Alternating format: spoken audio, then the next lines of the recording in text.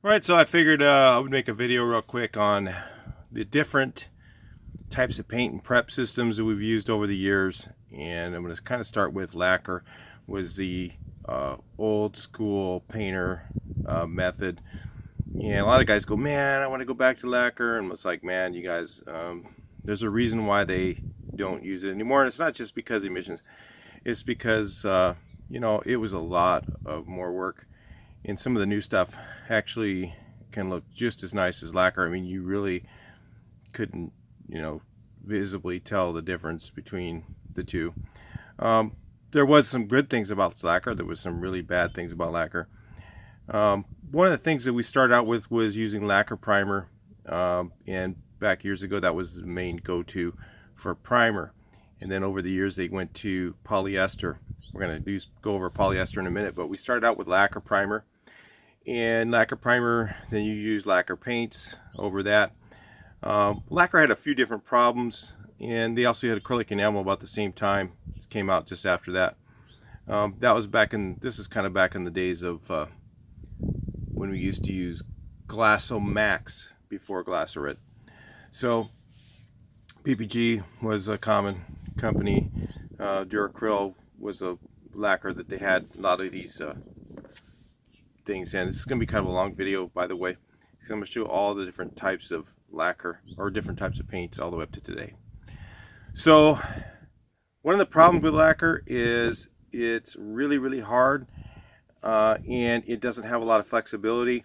So when they started coming out with plastic bumpers and things like that, they had to change materials. So that was one of the main reasons.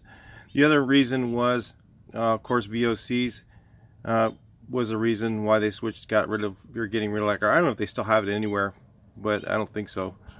And the other reason is because it was a lot of work to use lacquer. So when you use lacquer, you usually had to put down some base coat, and then you had to sand that, and you had to put down some more base coat, because what it would do is the edges would kind of fur up and it would come out really rough, and then you'd see that in the finish. And then you had to go over it with the clear lacquer, and the clear lacquer had to be sanded and recoated, sanded, recoated until it was smooth, and then you had to sand it and buff it. Now, the sanding on this old lacquer was a lot harder to sand than even the new urethane clear. So if you think that color sanding was hard today, it was a lot harder to sand this stuff, especially the base coat. The clear was a little easier to sand, but it took but you sand it with 600 grit, and it still took longer than it does to sand with 2000 grit on a new car. So on the new finishes. So it was a lot of work to use. So that's one of the main reasons. It was very labor intensive to paint a car with lacquer. I remember back years ago when I painted stuff with lacquer, I had some cars that were show cars, did some amazing paint jobs. Never would do it again. It's so much work. And the thing that was good about the lacquer also was easy to buff. Okay, and because it was easy to buff, and you could buff it in half the amount of time as today's paints, and you could color sand with 600 grit, and you could actually buff right over that, and it was such a hard finish that it would come out really nice and buff out really easy. So if you were used to buffing old lacquer and then you get to today's paint, you kind of go, man, this is just, it's a different type of an animal. You used a heavier cutting compound and you just cut right into it and you'd buff it, where today you're kind of polishing over it. It's a little different. So that's it for lacquer. I'm going to talk to you a little bit about the Lacquer Primer, and we used to use that underneath the acrylic enamel and the problems we had with that. So we used Lacquer Primer, had a great build, great fill.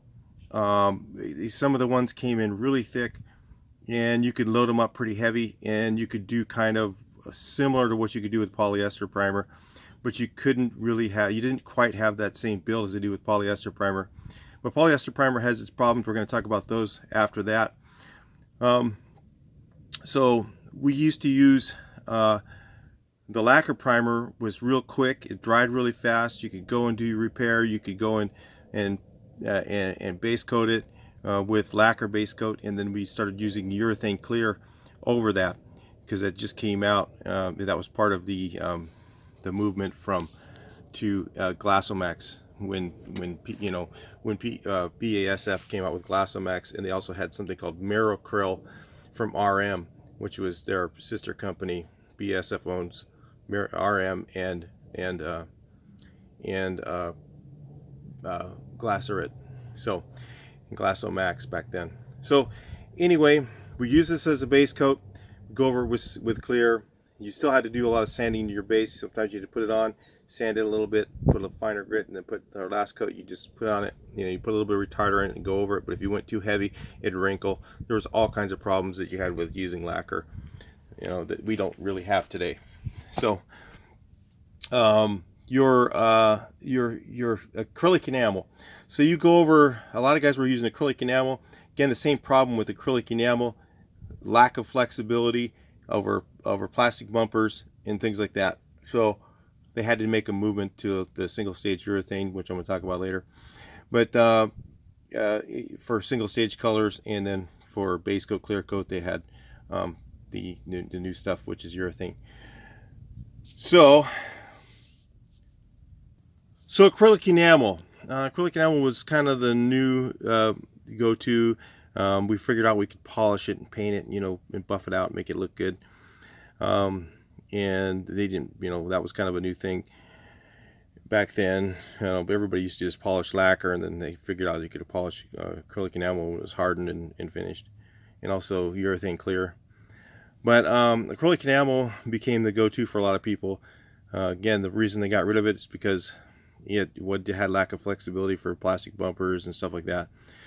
And the other thing that it didn't do very well is when you went over the Lacquer primer, what you'd run into is you would have dieback or shrinkage over your Lacquer primer. So you'd have all these dull spots on your paint job.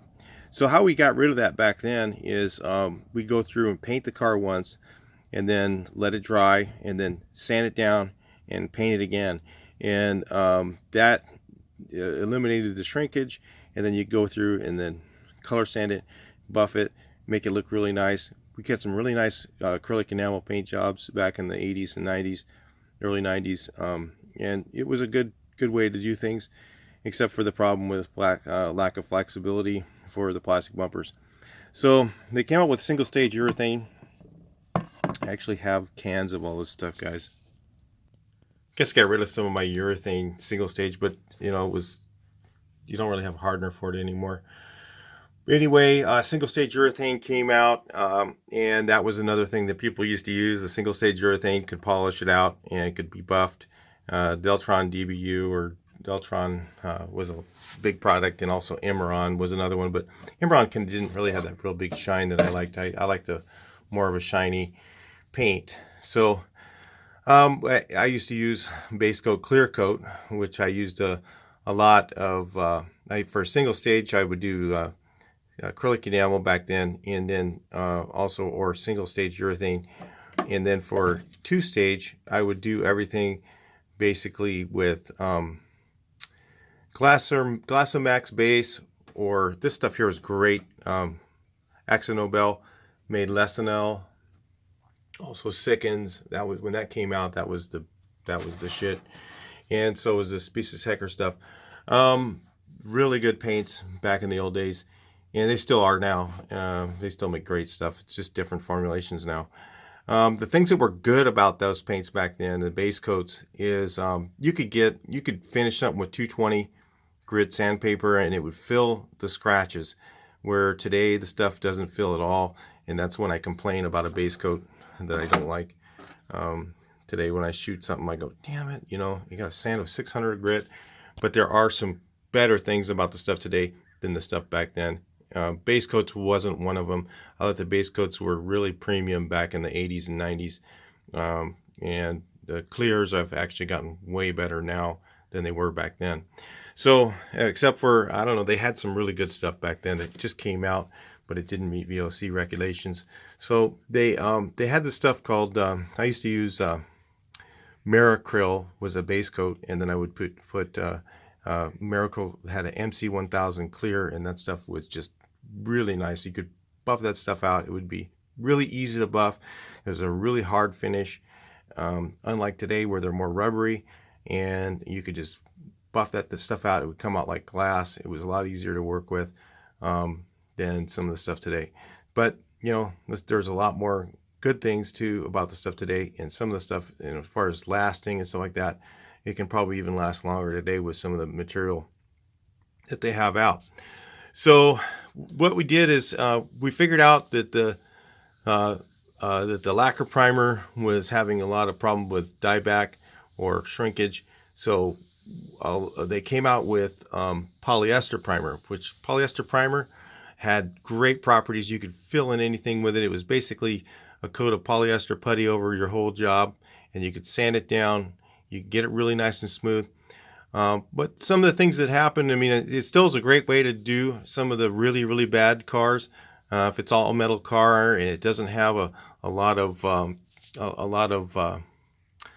know, vibration, you know, the issues that we had with it, and we still do today, are that it didn't have a lot of flexibility. I don't know if there's some out there that do. Maybe some of the ones I've never used before do, but like the PCL stuff, but it doesn't have a lot of flexibility, and so if you have a vibrating panel and stuff like that, it tends to crack. So that's an issue that you have with that material today. And on flexible bumpers, doesn't work really well. That's why they've gone to urethane primer, and that's what people mostly use today. But on your old classic car, it can work to do a repair. So if you see some of my old videos, I've used that before. But the issues with there's issues also with the newer primers, with the urethane versus the old stuff that I'm going to go over when we get to those things in a minute. But you stick with, so now you're going with different base coats. The base coats today are a little thinner. They actually cover about as good. The reducers have gotten less quality, so you have more problem with fisheye than you used to. Back years ago, you didn't even have to panel wash or anything. You could just go over it, and you know, you didn't have to do any of that stuff. And you could just spray your first coat on a lot heavier than you do this stuff now. You have to really spray it a lot lighter to get it to work. So again, like your PCL polyester primer will you'll have some problems with cracking by using that if you have stress in your panels, where the newer stuff now is more designed for flexibility, and in a lot of ways that can make it last longer.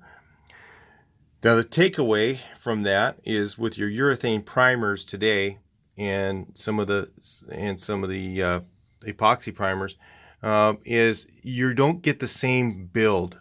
So you're not going to get as much build with those primers, and the leveling is not going to be as much. So what you have to do to compensate for that is use a filler that has a finer sanding ability. So if you're going to do body work on a car today, you can't really use the cheaper filler. You can use the cheaper filler if you're going to go over it with polyester primer, because you're going to do your finishing with your polyester primer, and you're going to do your recoat and final fills with that. But if you use the old stuff, or if you use the new stuff, if you're trying to use urethane primer and you're using the cheap Bondo, cheap filler, you know, Bondo brand filler, or you're using the other type of filler, and you're wondering why you're getting your body work's not turning out that great, is because the primer does not have as near as much build. So to compensate for that, you need to go to a more premium grade filler. There's the USC AG47, even the Z Grip is better, and the Evercoat Gold. Even better yet, of course, is the Rage. So you have to get your bodywork a little straighter and a little more finished. And the way that you do that is by using a finer paper. And the old cheap fillers, the finer paper just kind of polishes the filler, and you'll end up with a lot of mapping if you try and go with those. Or you're going to have to use a lot of glazing over it. So you end up doing the same thing. If you use one of these fillers here, you can actually do it without having to do too much glazing and or any glazing, and then go with a finer paper and then put less primer on and do the same job. So now the reason for doing that is, again, for the newer for panel vibration, which some of these fillers actually have better properties for flexibility. So some of the new fillers, if you read the labels on them, they actually have some flexibility built into them. Some of the U-Pol typically has like a really good flexibility. Read the label before you go with what I'm telling you. Make sure it meets the spec you're trying to meet. This stuff has a very good flexibility. It has really strong for panel flexibility and all that stuff. And that's kind of the things that people are tackling today when you're talking about a lot more plastic, thinner metal today. So the newer cars, you almost have to use these types of systems to be able to, make your repairs last. So that's kind of why that they've changed. The same thing with the paint material. They've gone with the clears are more rubberized. They have more flexibility to them, and they actually, they're harder to polish in some ways. You got to use different polishes than what you used to use years ago.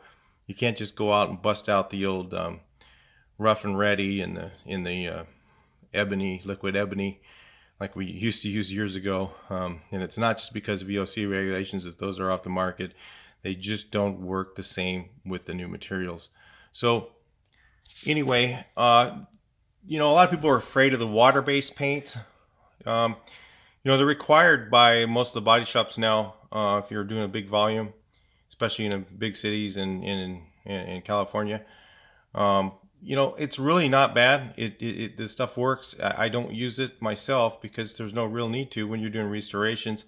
If you're doing just a panel here and there or whatever, doing some repairs, the other stuff works just fine. You might have trouble matching silver or something like that if you're trying to do a repair on your car with the solvent base. But back years ago, there was only one. It was solvent, and that's it. And they came out with a water base to try and do some stuff, and it wasn't adhering. Where now they pretty much got that solved. So a lot of people say, "Oh, the water base isn't as good." Well, you know what? It is. It's really good. It's just different. So, and the guys who shoot it, they're using it in the booths. The guys I've talked to, they're like, "Nah, I wouldn't use anything else." And they've gotten used to it. They've gotten used to using the finer papers and things like that. The covering ability on that stuff's amazing. I haven't used it, so I'm just going by what they're telling me. So anyway, if you guys are skeptical about, you gotta want to go back to the old school way. I'm going to the newer stuff because I think that, there's some good things about it. If you can do the same job by using the new stuff as you can the old, but you just need to understand what the differences are. And the differences are basically flexibility and panel vibration. And especially if you're doing Volkswagens, I mean, really, they're thin metal too, and they do vibrate a lot. There's not a lot of creases in the panel. In the older cars, there's not a lot of creases in the panel, so they do have vibration issues.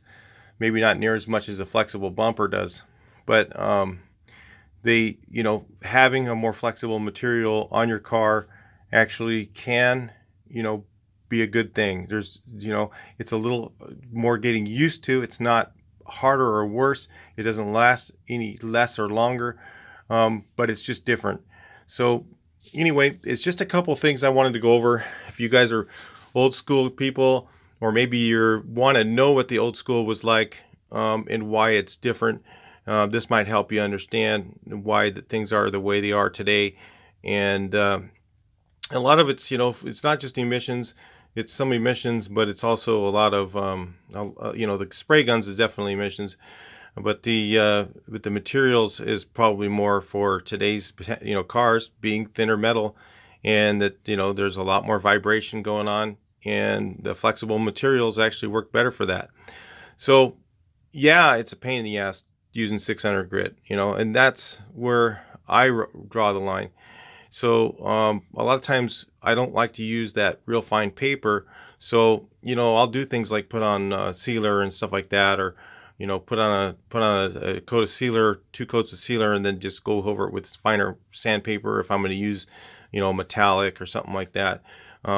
then use that as a middle coat to where I don't have to do all that, fine sanding on a, on a really rough area, like if I've got delaminated clear and stuff like that, and I'm sitting there trying to use fine paper to do that. It's just a pain in the ass. It doesn't come out very good to me.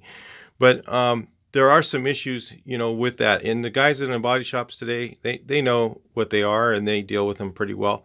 And don't be afraid, if the guy says, hey, I use water-based, and hey, that's what he uses, so he's okay. There's all the different ways, solvent or water, are really good today. There's, as long as you're getting good quality materials, they're all good. So, but again, I want to plug these guys here, Tamco. If you guys are DIY guys at home, and you want something you want a premium paint, premium material, you don't want to pay a lot for it, and I'm a BASF guy. Okay, I like BASF materials. If you didn't figure that out, I'm not really big on PPG. Okay, I'm more of the BASF material, and Tamco makes theirs all with 100% BASF resins. So also, if you don't want to get that, there's Auto Art makes theirs all with same thing, BASF resins. Tamco is a little more economical if you want to order it and wait.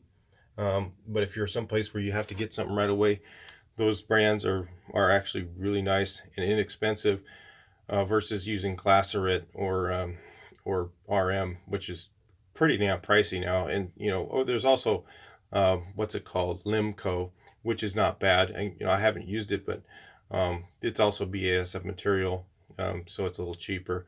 But this Tamco stuff, I'm going to tell you right now, is just as good as any of as BASF's products. Really is, and it's made with their resins anyway. All right, so anyway, I'll talk to you guys in the next video. Please like, share, and subscribe.